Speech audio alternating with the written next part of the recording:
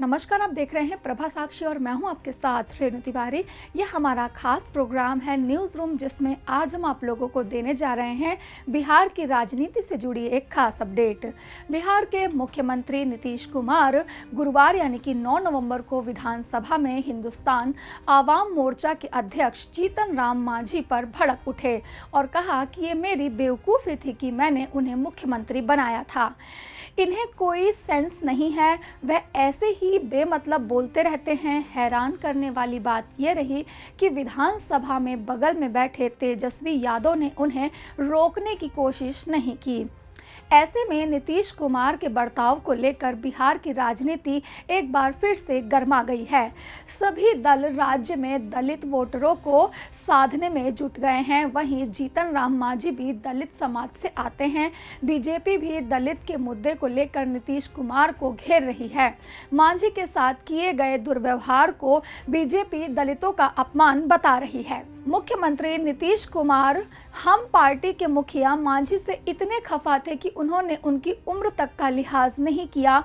मांझी नीतीश कुमार से 7 साल बड़े हैं। वहीं राजनीति में भी मांझी की एंट्री उनसे पहले हुई थी। नीतीश कुमार 1985 में पहली बार विधायक बने थे, जबकि मांझी 1980 में विधायक बन चुके थे। हमको बात नहीं समझ में आ रहा है, इनको कुछ आइडिया है?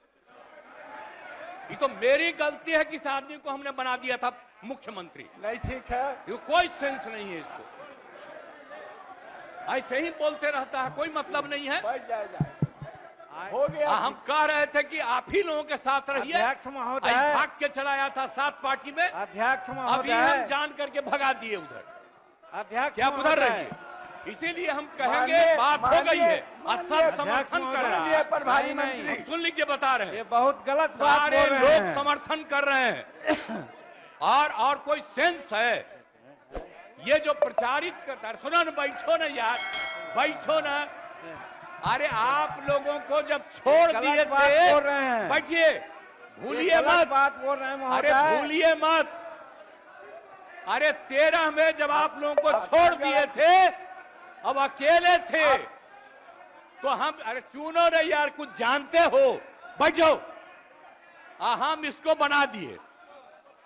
इसके बाद जितना मेरी पार्टी का लोग था, सब हमको 2 ही महीना में कहने लगा कि गड़बड़ है, इसको हटाइए। और अंत में हमको बाध्य किया, तो फिर हम बन गए थे। कहता रहता है कि ये भी मुख्यमंत्री थे। अरे क्या मुख्यमंत्री था? ये तो मेरी मूर्खता से मुख्यमंत्री बना। आप ऊपर वाला भी जान लो। आप बिना मतलब का रोज इसको पब्लिश करते हो, कोई सेंस है इसमें?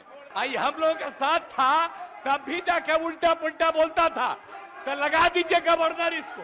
अरे बनना चाहता है ये, इसको गवर्नर बनवा दीजिए इसको। अरे आप कहानी बनाते हैं गवर्नर, इसको गवर्नर बनवा दीजिए। हमने ये कहा कि हम आरक्षण दे देते हैं, नामांकन का नियम बना देते हैं, लेकिन क्या हम किया है?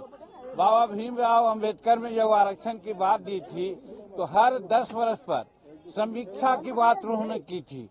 आज तक समीक्षा कोई नहीं किया है। यही बात हमने उठाया और हमने कहा कि गजेटेड ऑफिसर जो शेड्यूल कास्ट शेड्यूल ट्राइब्स हैं, उनका रोस्टर 1971 से लागू है और उस समय से आज तक कम से कम 16% आरक्षण मिलना चाहिए था प्रमोशन में, लेकिन आज मात्र 3% आरक्षण है।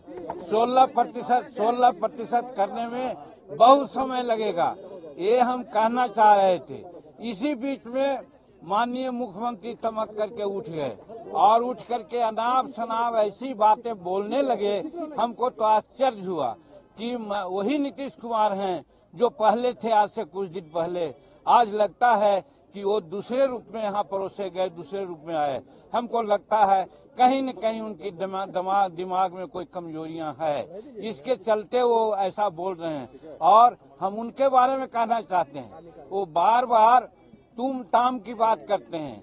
आप जोड़ लीजिए, 1985 में वो विधायक बने, हम 1980 से विधायक हैं।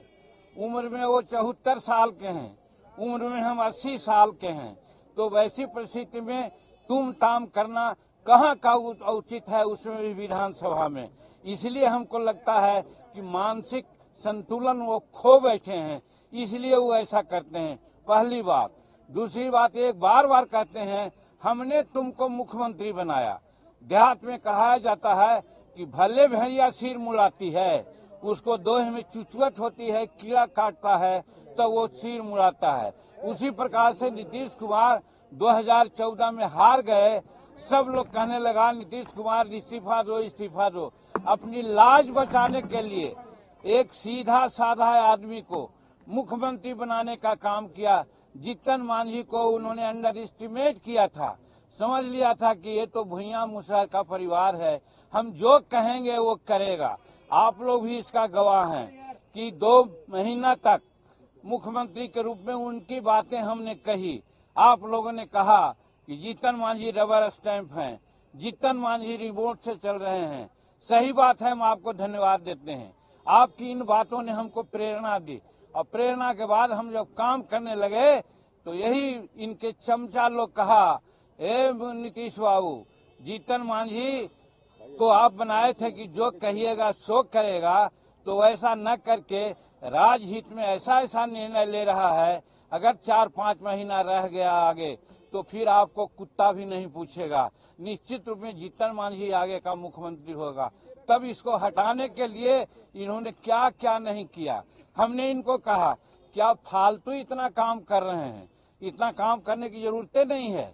2005 में आपने हमको मंत्री बनाया था और लोगों ने कहा कि एक दागी मंत्री आ गया है, तो 4 घंटा के अंदर हमने इस्तीफा दे दिया था।